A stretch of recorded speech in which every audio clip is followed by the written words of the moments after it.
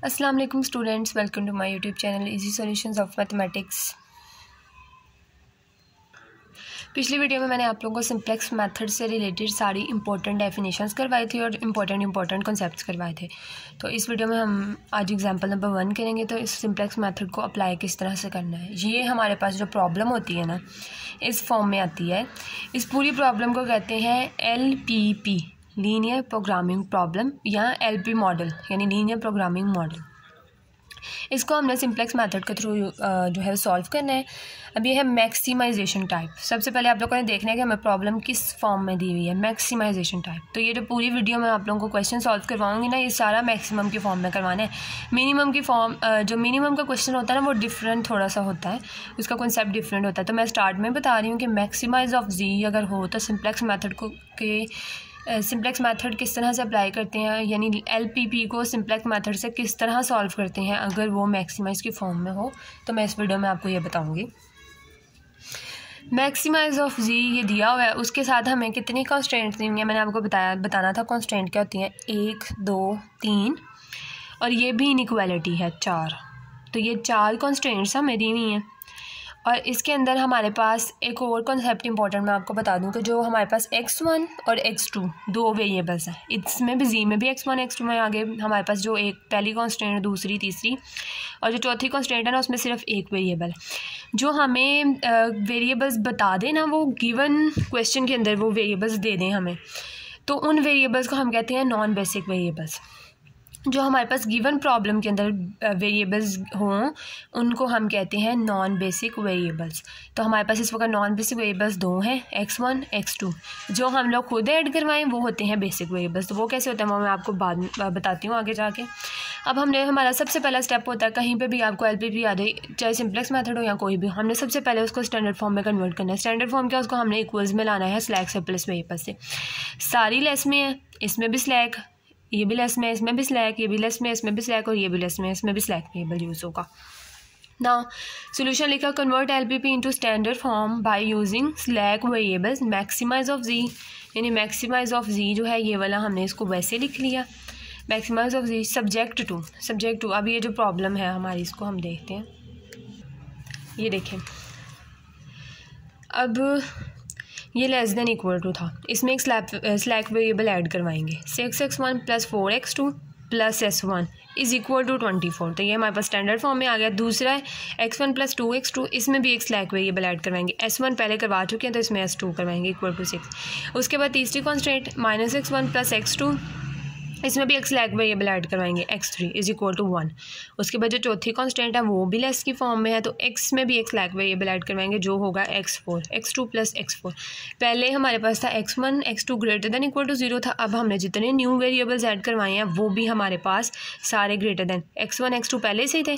उसके बाद s1 s2 s3 s4, यानी ये सारे जितने भी वेरिएबल्स हैं ना, इसके अंदर सारे ग्रेटर देन इक्वल टू 0 होंगे। अब जो दूसरी बात है, x1 और x2 हमारे पास दिए हुए हैं गिवन में, और जी में भी सिर्फ x1 x2 है। तो मतलब जी में हमारे पास s1 के लिए भी 0 है, s2 के लिए भी 0 है, s3 के लिए भी हमारे पास 0 है, और s4 के लिए भी हमारे पास 0 है। ये लिखने की ज़रूरत नहीं है, ऐसे ना भी लिखें तो कोई नहीं है, लेकिन मैं आपको क्योंकि समझा रही हूँ तो मैं आपको बता रही हूँ कि ये जो है तीनों, यानी चारों के जो चारों नए वेरिएबल्स हमने ऐड करवाए हैं उनके लिए यहाँ पे 0 होगा। उसके बाद जो गिवन क्वेश्चन में हमारे पास जो वेरिएबल होते हैं, यानी जो गिवन में x1 x2 है, तो ये हमारे पास नॉन बेसिक वेरिएबल्स हैं। लेकिन जितने हमने ऐड करवाए हैं s1 s2 s3 s4, ये सारे बेसिक वेरिएबल्स हैं। ये बात भी आप लोगों ने याद रखनी है। नॉन बेसिक जो गिवन में होते हैं और जो हम लोग खुद ऐड करवाते हैं वो हमारे पास होते हैं बेसिक वेरिएबल्स। तो नेक्स्ट हम लोग देखते हैं कि हम लोगों ने अब टेबल किस तरह से बनाना है। टेबल के अंदर ना हम लोग जी को इस तरह से नहीं लगाते। अब ये देखें, ये सारे वेरिएबल्स इस तरफ है और कांस्टेंट वैल्यूज़ इस तरफ है। x1 x2 वाले सारे वेरिएबल्स इस तरफ है, बेसिक नॉन बेसिक और कांस्टेंट इस तरफ है। तो जी में भी हम लोगों ने इस तरह से करना है कि सारे वेरिएबल्स वाली जो वैल्यूज़ हैं इधर ले आनी है और जो कांस्टेंट है वो इधर ही रहने देनी है। अब इसमें तो कोई कांस्टेंट है ही नहीं है, सारे वेरिएबल्स वाली हैं उनको उधर ले जाएंगे, तो इस तरफ हमारे पास सिर्फ 0 रह जाएगा। क्योंकि अगर कोई -6 -2 सिंपल कोई सादा वैल्यू होती ना इधर, तो उसे हम इधर रहने देते, बाकी सबको उधर ले जाते। तो अब हमने ये वाली दोनों वैल्यूज़ को उधर ले जाना है। ज़ीरोज़ वालों को ना भी लिखें तो उनका कोई है नहीं इतना।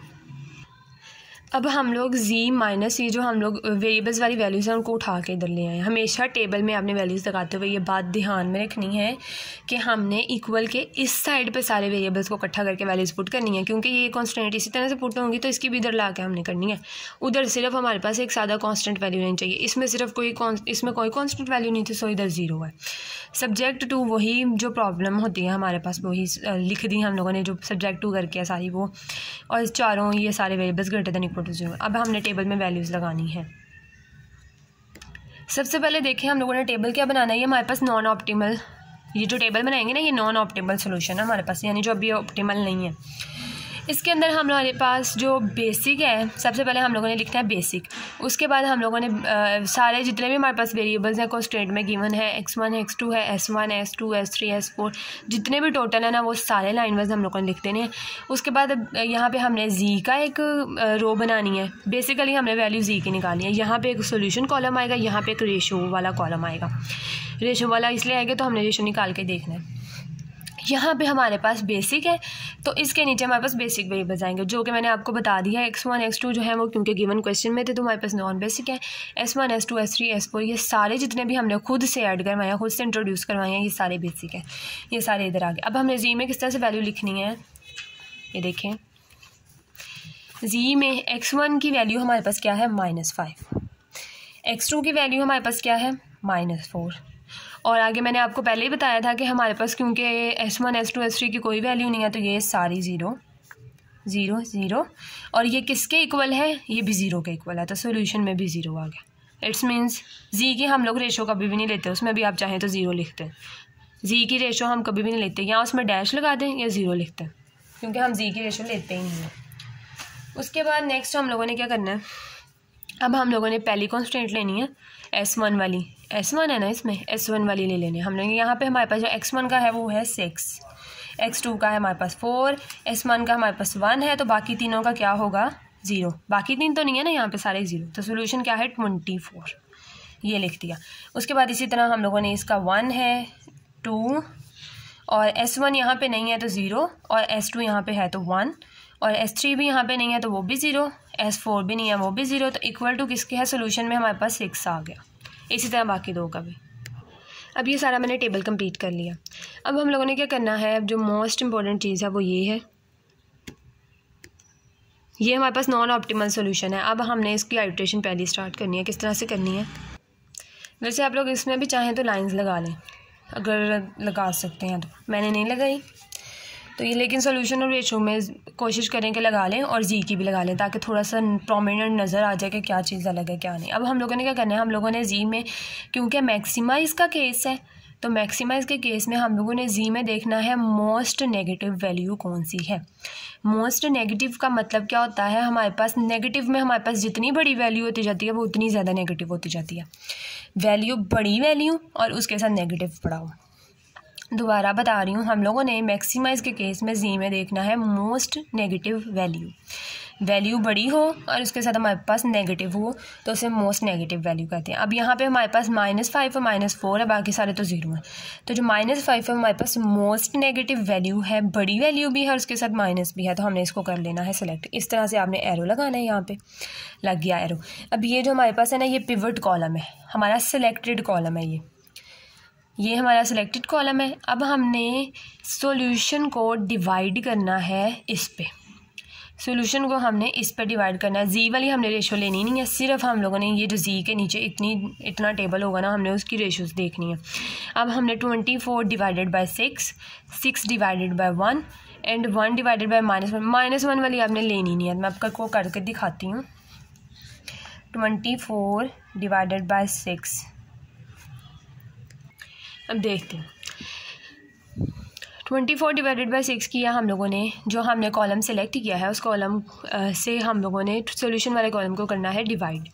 24 डिवाइडेड बाई 6 किया तो हमारे पास 4 आ गया, 6 डिवाइडेड बाई 1 किया तो 6 आ गया। अब देखें 1 डिवाइडेड बाई -1, माइनस वाली रेशो आपने नहीं लेनी, उसको इग्नोर कर देना। उसके बाद 2 डिवाइडेड बाई 0 किया तो वो भी इन्फिनिटी आ गया। ना आपने नेगेटिव वैल्यू लेनी है ना आपने इन्फिनिटी लेना। अगर ऐसी कोई भी वैल्यू आएगी उसको आपने टोटल इग्नोर कर देना, ये भी इग्नोर, इसको भी इग्नोर। तो ऊपर वाली दो वैल्यूज़ रह गई हमारे पास, एक हमारे पास 4 है, एक हमारे पास 6 है।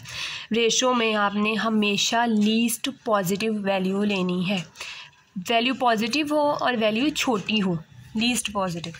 अब यहाँ पे हमारे पास दोनों वैल्यूज़ पॉजिटिव हैं, हमने रेशो में देखा है दो पॉजिटिव, सिर्फ दो वैल्यूज़ पॉजिटिव है, एक नेगेटिव है, बाकी इन्फिनिटी है। तो 4 और 6 है, दो वैल्यूज़ है हमारे पास पॉजिटिव, इनमें देखना हमने लीस्ट पॉजिटिव यानी छोटी पॉजिटिव वैल्यू कौन सी है। तो 4 हमारे पास पॉजिटिव भी है और छोटी भी है, तो हमने इसको सिलेक्ट कर लिया, ये आ गया, इसमें हमने एरो लगा लिया। अब हम लोग गए इधर, तो हमारे पास जो एंटरिंग वेरिएबल क्या है वो x1 है, जो मोस्ट नेगेटिव से हो रहा है एंटर, और जो हमारे पास लीविंग वेरिएबल है, जो हमने लीस्ट वैल्यू यानी रेशो में से जो लीस्ट पॉजिटिव वैल्यू उठाई है वो है हमारे पास s1। x1 एंटर हो गया, s1 जो है वो हमारा निकल गया, ये वाली रेशो से ऐसे ये निकल गया। अब जो नेक्स्ट टेबल बनाएंगे ना उसमें s1 की जगह पे x1 आ जाएगा, क्योंकि x1 एंटर हो गया और s1 लीव कर गए।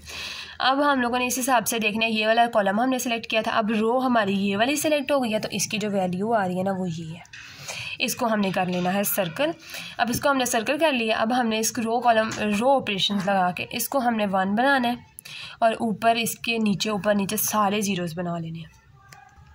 आपने साथ नीचे मेंशन भी कर देना। तो x1 हमारे पास एंटरिंग वेरिएबल है और हमारे पास s1 जो है वो हमारे पास लीविंग वेरिएबल है। अब हमने नेक्स्ट टेबल इसी तरह से बना लेना है, उस टेबल में हमने इसको 1 और ऊपर नीचे सारे ज़ीरोज़ बनाने हैं। अब मैं आपको बताती हूँ, मैथमेटिकल मेथड्स में हम लोगों ने वैसे ही किया तो बहुत हुआ है, लेकिन मैं आपको यहाँ से बताती हूँ। फॉर एग्जांपल हमने इसको 1 बनाना है, ये वैल्यू है, ये मैंने अपने से एग्जांपल दिया है, इसका क्वेश्चन से कुछ लिंक नहीं है, सिर्फ मैं आप लोगों को पैटर्न समझाने लगी हूँ कि किस तरह से हम लोगों ने इसको 1 बनाना है और नीचे 0 बनाने हैं। ये मैंने अपने से एक एग्जांपल बनाई है। अब हमने जिसको 1 बनाना है ना, हमने उसको डिवाइड करना है। आप लोगों ने, हम लोग पहले करते थे ना कि हम लोग देखते थे कि किसी और रो से हम लोग मल्टीप्लाई करवा कर उसमें से इसको सब्ट्रैक्ट करवा दें, नहीं, जिस इक्वेशन को हम, जिस वैल्यू को हमने 1 बनाना है ना, उसी के साथ उसको हमने पूरी रो को डिवाइड करवा देना है, और उसको हमने डिवाइड करवा के ही 1 बनाना है। ये इस तरह सब्ट्रैक्ट करने लगेंगे ना तो आप लोगों का क्वेश्चन सारा ख़राब हो जाएगा। इसको हम लोगों ने पहले 1 बनाते हैं और फिर हमने इसके नीचे 0 बनानी है। तो पहले हमने इसको 1 करना है। किस तरह से करेंगे, हम लोग पूरी रो को 2 से डिवाइड कर देंगे। जब हम इसको 2 से डिवाइड करेंगे 1 आ जाएगा, इसको 2 से डिवाइड करेंगे 1 डिवाइडेड बाई 2, इसको 2 से करेंगे ये भी 1। उसके बाद ये 2 वैसे ही रहेंगे हमारे पास, 3 4 1। पहले स्टेप में हम लोगों ने इसको 1 बना लिया इसको। दूसरे स्टेप में अब हम लोग इन दोनों को 0 करेंगे। इन दोनों को 0 किस तरह से करेंगे, हम लोग R2 माइनस R1, ये 2 ऑपरेशन लगेंगे, और देन R3 माइनस 3R1। इसके अंदर जो बात मैंने आपको समझानी थी ना वो मैं अब आपको पहले बताती हूँ। 1 किया हमने, उसके बाद जो नेक्स्ट टेबल हम लोगों का, फॉर एग्जांपल ये बना, इसमें पहली तो वैसे ही रहेगी 1/2 1। इसमें हम लोग ना ये कॉल ऑपरेशंस लगाएंगे ना, इसको इसमें से माइनस करवाया 0 और 2 माइनस 1/2 किया तो 3/2 आएगा कुछ, 3 माइनस 1 किया तो हमारे पास 2 आ गया। इसी तरह ये वाला ऑपरेशन जब इस पर लगाएंगे ना तो यहाँ पे भी कोई 3 वैल्यूज़ आ जाएंगे हमारे पास। आपको समझाने का मकसद क्या है, हम लोगों ने 2 स्टेप्स में ये सवाल किया है। 2 स्टेप्स में हम लोगों ने पहले इसको 1 बनाया, इसको 0 0 किया। लेकिन आप लोगों ने सिंप्लेक्स वाले टेबल के अंदर वैसे तो 2 स्टेप्स में भी कर सकते हैं, लेकिन मैं आपको कभी भी सजेस्ट नहीं करूँगी हमेशा एक स्टेप में करेंगे का। एक ही टेबल में आप लोगों ने उसको 1 बना लें और उसी टेबल में आप लोग बाकियों को 0 बना दें। अब देखें, हमने इसको पहले 1 बनाया है, इसको 1 बना के हमने लिख लिया। बाकी 2 को जब हमने 0 किया ना तो हमने इसी को यूज़ किया है। जिस रो को हम लोगों ने चेंज किया, पहले हमने इसको 1 बना लिया ना इस वाली वैल्यू को, तो सारी रो चेंज हो गई। उसके बाद दूसरी 2 को 0 बनाने के लिए हमने चेंज जो की है ना, हमने वो वाली रो यूज़ करनी है। जो रो हम लोगों ने चेंज करके पहले उसे 1 बना लिए, हमने नीचे वाली 2 को 0 बनाना है। उन दोनों को 0 करने के लिए जो चेंज करके 1 वाली रो बनाई है हमने उस रो को यूज़ करना है। जैसे देखेंगे इसमें किया हम लोगों ने, पहले स्टेप में इसको 1 बना लिया और अगले स्टेप में हमने नीचे वाली दोनों वैल्यूज़ को इस वाली रो को यूज़ करते हुए 0 कर दिया है। इस तरह से ये हमारा 3 स्टेप्स में हुआ काम, यानी 2 स्टेप्स में काम हुआ। हमने सिंप्लेक्स वाले में हमने एक स्टेप में ये काम करना है और ये बहुत आसान मेथड है सिंप्लेक्स मेथड, ये कोई इतना मुश्किल काम नहीं है। लेकिन आप लोग जितनी ज़्यादा प्रैक्टिस करेंगे, जितने ज़्यादा क्वेश्चन सॉल्व करेंगे ना, इसके आपको उतना ज़्यादा ये ना रो कॉलम ऑपरेशंस करने आ जाएंगे। इसमें बस आपने ख्याल रखना है कि रो कॉलम ऑपरेशन अप्लाई करते हुए कोई वैल्यू गलत ना हो जाए आपकी, क्योंकि वैल्यू गलत होगी तो फिर मसला होगा। अब हमने इसको 1 बनाना ना, तो पूरी रो को हम लोग 6 से डिवाइड कर देंगे ताकि ये 1 आ जाए। 6 डिवाइडेड बाई 6 1 आ गया हमारा, हमने 1 चाहिए यहाँ पे। उसके बाद 4 डिवाइडेड बाई 6 1 डिवाइडेड बाई 6, सारा 6 से डिवाइड करेंगे। अब ये देखें, हमने यहाँ तक इसको 6 से डिवाइड करना है, यहाँ तक। रेशो अगले टेबल की नहीं बनेगी, रेशो को नहीं अब हमने देखना। रेशो से हमने सिर्फ पता करना होता है कि हमने जो लीव कर रहा है वो कौन सा है। यहाँ तक सोल्यूशन तक हम लोगों ने सारी रो को 6 से डिवाइड करवाया, तो हमारे पास जो आंसर आएगा वो ये है। दोबारा से टेबल बना लिया हमने सारा। अब देखें, x1 एंटर किया था हमारा और s1 लीव कर गया था, तो ऐसे करके ऐसे जो है s1, जब x1 एंटर किया और s1 ने लीव किया है तो x1 उसकी जगह पे आ गया नेक्स्ट टेबल में। इस चीज़ का भी आप लोगों ने ख्याल रखना है, यहाँ पे वेरिएबल्स चेंज करते जाना, बाकी तीनों वैसे ही रहेंगे। अब हमने यहाँ पे 6 की जगह पे 1 चाहिए था, हमने पूरी रो को जो है ना 6 से डिवाइड करवा दिया। सोल्यूशन तक करना है आपने ये काम, रेशो नेक्स्ट इसकी अलग बनेगी। ये 1 बन गया हमारे पास। अब हमने इस रो को यूज़ करते हुए बाकियों को ज़ीरो करना है, जो इसके नीचे ऊपर है ना 6 के पिछले टेबल में, उनको ज़ीरो करना है। ये देखें, ये 6 वाली पूरी रो को 6 से डिवाइड करवा के ये बन गई। अब हमने -5 को ज़ीरो करना है। -5 को ज़ीरो करेंगे तो हम लोग क्या करेंगे, हमने ये वाली रो यूज़ करनी है, -5 + 5 × R2, ये वाली रो। -5 + 5 × ये करेंगे 1, तो वो हमारे पास 0 हो जाएगा। उसके बाद हम लोग क्या करेंगे, -4 + 5, ये ऑपरेशन क्या था हमारे पास, मैं ऊपर लिखती हूँ, R1 + 5 R2। R2 में हम लोग जो नए टेबल में, जो हम लोग जिस टेबल में काम कर रहे हैं ना, उसमें हमने जो रो बनाई है, मैं बार बार ये चीज़ बता रही हूँ, हमने उस रो को यूज़ करना है। -4 इस पूरे के ऊपर हमने कौन सा अप्लाई करना है, R1 + 5 R2। तो जो नई रो बनी है उसको हमने 5 से मल्टीप्लाई करवा के तो हमने R1 में ऐड करवाते जाना है। तो अगर हम लोग -4 + 5 × R2 करें, यानी -4 + 5 × 2/3 करें हम लोग, तो हमारे पास जो वैल्यू आती है वो -2/3 है। उसके बाद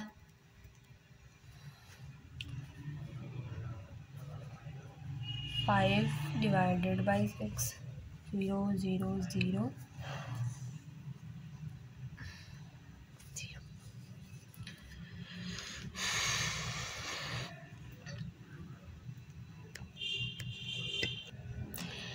तो ये देखें, 0 + 5 × 1/6, 0 + 5 × 1/6 करेंगे तो 5/6 ही आएगा।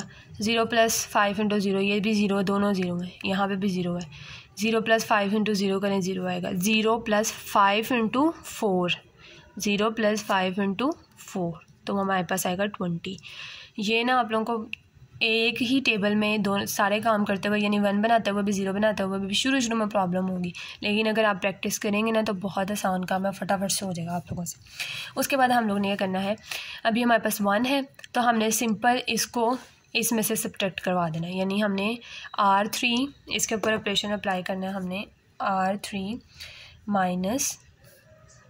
R2, यानी 1 - 1 करेंगे तो यहाँ पे 0 आ जाएगा हमारे पास। उसके बाद नेक्स्ट में हम लोगों ने क्या करना है, ये -1 है हमारे पास, -1 है। अगर हम इस वाली रो को, यानी हम लोग ये R4 है हमारे पास, R4 + R2 अगर हम लोग कर दें, यानी -1 + अगर 1 कर दें हम लोग, तो हमारे पास यहाँ पे भी 0 आ जाएगा, यानी इसके रिस्पेक्ट से भी यहाँ पे भी 0 आ जाएगा। उसके बाद ये देखें, अब इसके नीचे ये 0 है ऑलरेडी, तो इसको ना हमने कुछ भी नहीं कहना, इसको हम एज इट इज़ पूरी रो को लिख देंगे ऐसे ही, इसमें कोई चेंजिंग नहीं आएगी। और दूसरी बात ये कि आप लोगों ने ऑपरेशन साथ मेंशन बिल्कुल नहीं करने। आप लोगों को अगर प्रॉब्लम हो तो रफ में कर लेंगे, वैसे मैं आपको बता रही हूँ प्रैक्टिस करेंगे तो कोई प्रॉब्लम नहीं होगी, आप लोग ज़ुबानी ऑपरेशन अप्लाई कर लेंगे। लेकिन अगर आपने ऑपरेशन अप्लाई किया ना तो क्वेश्चन में आपने टेबल के साथ ऑपरेशन वगैरह नहीं लिखने के। आप लोगों ने क्या किया, आप लोगों ने डायरेक्ट ये टेबल बनाया, इससे आपने डायरेक्ट इसको 1 किया और बाकी सारों को ये वाली जो 1 करने वाली रो है ना इसको यूज़ करते हुए बाकी सबको 0 कर लिया। सारे ऑपरेशन अप्लाई किए, ये हमारे पास नया टेबल बन गया, ये 1 बन गया, ऊपर नीचे सारे 0 बन गया। अब हमने दोबारा से एडिशन स्टार्ट किया। अब देखा हमने जी के अंदर अभी भी एक नेगेटिव वैल्यू है, हमने सारा जी पॉजिटिव करना है। जब सारा जी पॉजिटिव हो जाएगा तो हमारे पास सोल्यूशन ऑप्टिमल आ जाएगा, क्वेश्चन वहीं स्टॉप। अब हमारे पास जो जी में देखें सारी जो हमारे पास वैल्यूज़ हैं उनमें एक नेगेटिव वैल्यू है। जो नेगेटिव वैल्यू है, अब अगर 2 नेगेटिव वैल्यू होती तो हमने जो मोस्ट नेगेटिव वैल्यू थी ना हमने उसको सेलेक्ट करना था। वैल्यू ही एक नेगेटिव है तो उसी को सिलेक्ट करना ज़ाहिर है। अब इसके ऊपर हम लोगों ने लगाया एरो। इसको हम लोगों ने सिलेक्ट कर लिया। x2 हमारे पास एंटरिंग वेरिएबल है, x2 एंटरिंग वेरिएबल, ये आप लोगों ने साथ साथ मेंशन करना है। एंड रेशो बनाएं, फिर हम लोगों को पता चलेगा कि लीविंग कौन सा है। अब हमारे पास ये पिवट कॉलम आ गया। अब हमने सॉल्यूशन को डिवाइड करना है इसके ऊपर। 4 डिवाइडेड बाई 2/3, 2 डिवाइडेड बाई 4/3, यानी कि ये देखें 4 डिवाइडेड बाई 2/3 क्या आएगा हमारे पास, 6 आ जाएगा। उसके बाद हम लोगों ने 2 डिवाइडेड बाई 4/3 करेंगे, 3 2 = 6, 3/2 आ जाएगा हमारे पास। यहाँ पे 3, यहाँ पे 2, सारी पॉजिटिव आ गई हैं। अब हमने इसके अंदर से लीस्ट पॉजिटिव वैल्यू देनी है, छोटी और पॉजिटिव वैल्यू। तो यहाँ पे सबसे छोटी वैल्यू जो है हमारे पास वो 3/2 है। यहाँ पे एरो लगा लेंगे, यहाँ पे मेरे पास जगह नहीं तो मैंने इधर नहीं लगा लिया, यहाँ पे एरो लगाएंगे। तो हमारे पास x2 एंटरिंग वेरिएबल है और हमारे पास जो s2 है ना वो लीविंग वेरिएबल है। x2 जो है वो s2 की जगह पे आ जाएगा, यानी कि हमारे पास x2 जो है एंटरिंग है और s2 जो है वो लीविंग। तो वैल्यू इन दोनों के दरमियान हमारे पास 4/3 जो है वो हमारे पास सेलेक्टेड वैल्यू है। अब हमने इसको 1 बनाना है। 4/3 डिवाइडेड बाई 4/3 करें या 4/3 को मल्टीप्लाई कर दें 3/4 के साथ। 4/3 को 3/4 के साथ मल्टीप्लाई कर दें तो यहाँ पे 1 बन जाएगा, ऊपर नीचे सारे 0 बन जाएंगे। रो ऑपरेशन आप बहुत दफ़ा कर चुके हैं, पहले स्टेप में मैंने एक्सप्लेन अच्छे से कर दिया। अब मैं नेक्स्ट डायरेक्ट इसको 1 और ऊपर नीचे 0 बनाने लगी। लें जी, अब जब हमने इसको 1 बनाया, ऊपर नीचे जब हमने सारे ज़ीरोज़ बना लिए, पहले हमने इसको 1 बनाया, यहाँ पे 1 बनाने के बाद हम लोगों ने 1/1 ज़ीरो किया। जिस रो को हमने 1 बनाया है उसको यूज़ किया इनको ज़ीरो करने के लिए। तो इसको हमने 1 बनाया, ऊपर नीचे सारे 0 किए। फर्स्ट जो हमारा जो था ना कॉलम, उसमें तो कोई चेंजिंग नहीं आई, वो वैसे ही आ गया। हमने ऑपरेशन अप्लाई किए हैं सब पे, लेकिन चेंजिंग नहीं आई। बाकी सारा टेबल इस तरह से बन गया। उम्मीद है आप लोग अब अप्लाई कर लेंगे। अब हमने क्या देखना है, अब जी देखें, पूरा जी हमने देखा है, हमारे पास जी में कहीं कोई नेगेटिव वैल्यू नहीं है, पूरा जी पॉजिटिव है, पूरा जी पॉजिटिव है। इसका मतलब है ये हमारे पास ऑप्टिमल सोल्यूशन है। गिवन जो प्रॉब्लम है वो मैक्सिमाइज़ के टाइप में थी, हमने मैक्सिमाइज़ के टाइप में सारा सॉल्व कर लिया। तो मैक्सिमाइज़ के टाइप में है तो यहाँ पे देखिए हमारे पास जो जी है वो सारा पॉजिटिव है, मतलब सोल्यूशन ऑप्टिमल है। और ये देखें, ये वाला सोल्यूशन देखें या उससे पहले वाला भी देखें, सोल्यूशन सारी वैल्यूज़ हमारे पास पॉजिटिव है इस कॉलम की। इट्स मीन्स ये फिजिबल भी है। तो solution is optimal and feasible as well. तो हमारा क्वेश्चन यहाँ पे स्टॉप है। अब हमने यहाँ पे देखना है, जो मेन पर्पस होता है ना, हमने ऑब्जेक्टिव जी की वैल्यू निकालनी होती है। तो जी की वैल्यू हमारे पास यहाँ पे क्या आई है सोल्यूशन में 21। तो जी की वैल्यू इज़ इक्वल टू 21। ये लास्ट पे ज़रूर बताना है कि वैल्यूज़ क्या आई हैं। x1 की वैल्यू हमारे पास जो है वो है 3 और x2 की वैल्यू क्या आई है हमारे पास, x2 की वैल्यू वो आई है 3/2। ये देखें यहाँ पे ये एंटर करके इसकी जगह पे आ गया था, तो यहाँ पे x2 आ गया था नेक्स्ट टेबल में। ये भी आप लोगों ने ख्याल रखना। अगर यहाँ पे सिर्फ x1 ही होता, यहाँ पे कोई यानी कि x1 x2 में से कुछ एंटर ना होता तो फिर दूसरी वैल्यू ज़ाहिर है 0 ही होनी थी। लेकिन अब यहाँ पे x1 की भी वैल्यू आ गई, x2 की भी वैल्यू आ गई, तो ये हमारे पास वैल्यूज़ आ गई हैं। अब ये वैल्यूज़ हमारे पास सही हैं, हमने ये कैसे चेक करना है, तो उसके लिए हम लोग वेरिफिकेशन देखेंगे। वेरिफिकेशन आप लोगों ने बस अब ज़्यादा से ज़्यादा प्रैक्टिस करनी है सिंप्लेक्स मेथड की। इसको इस तरह से टेबल में और रो ऑपरेशन जितने ज़्यादा आप लोग अप्लाई करेंगे एक ही टेबल में, आप लोगों को उतना ज़्यादा जो है इसे करना आएगा। इसकी ज़्यादा से ज़्यादा प्रैक्टिस करें, बहुत इंपॉर्टेंट है। आगे मैंने जितने भी आपको टॉपिक्स करवाने हैं या कुछ वीडियोज़ जो मैं बना चुकी हूँ जो काफ़ी ज़रा हाईएस्ट लेवल के टॉपिक्स हैं, उन पर सब में शुरू में मेथड चेंज होगा, टेबल सबके सिंप्लेक्स से ही सॉल्व होने हैं। तो आपकी सिंप्लेक्स पे कमांड अच्छी होनी चाहिए, प्रैक्टिस से ही होनी है। ये जी हमारा क्या दिया हुआ है गिवन क्वेश्चन में, जी is equal to 5x1 + 4x2, ये हमारा जी गिवन में दिया हुआ है। अब आपने इतनी मेहनत से यहाँ तक क्वेश्चन सॉल्व किया है, तो अब अगर आपके पास वेरिफिकेशन मेथड से आपको पता चल जाएगा कि आपका आंसर सही आपने निकाला कि नहीं। अगर आपका यहाँ वेरिफिकेशन रॉन्ग हो गई है ना, तो इसका मतलब आपने क्वेश्चन में मिस्टेक की है, अपना क्वेश्चन रीचेक कर लें। जी में हमारे पास क्या वैल्यू आई है 21, जी की वैल्यू लगाई 5 इंटू x1 हमारे पास क्या है 3। ये जो हमारे पास गिवन ऑब्जेक्टिव फंक्शन है ना, ये वो है, उसमें वैल्यूज़ लगा कर देखनी है। 4x2 हमारे पास क्या है 3/2। इसको सॉल्व करें, 21 इज़ इक्वल टू 15 + 6, 15 + 6 आया था जो कि इक्वल टू 21 होता है। तो हमारा ये 21 इक्वल टू 22 हो गया। इसका मतलब है प्रूव्ड, तो हमारी वेरिफिकेशन भी कंप्लीट हो गया। इसका मतलब है हमारे पास जी x1 x2 दोनों सबके आंसर्स बिल्कुल ठीक आए हैं। अगर वेरिफिकेशन ना हो तो ज़रा सा भी एक नंबर का भी डिफरेंस आता था, इसका मतलब आपने क्वेश्चन में मिस्टेक किया, तो आप क्वेश्चन दोबारा देखते। फिर यहाँ पे ये क्वेश्चन हो गया सॉल्व। हमारा नेक्स्ट वीडियो में मैं आप लोगों को करवाऊंगी मिनिमाइजेशन ऑफ जी, यानी मिनिमाइजेशन का टाइप का अगर क्वेश्चन आ जाए तो आपने उसको किस तरह से सॉल्व करना है। तब तक के लिए अगर वीडियो मेरी पसंद आए तो प्लीज़ मेरी वीडियो को लाइक करें, मेरे चैनल को सब्सक्राइब करें, अपने फ्रेंड्स के साथ ज़्यादा से ज़्यादा मेरी वीडियोज़ को शेयर करें। Thank you so much.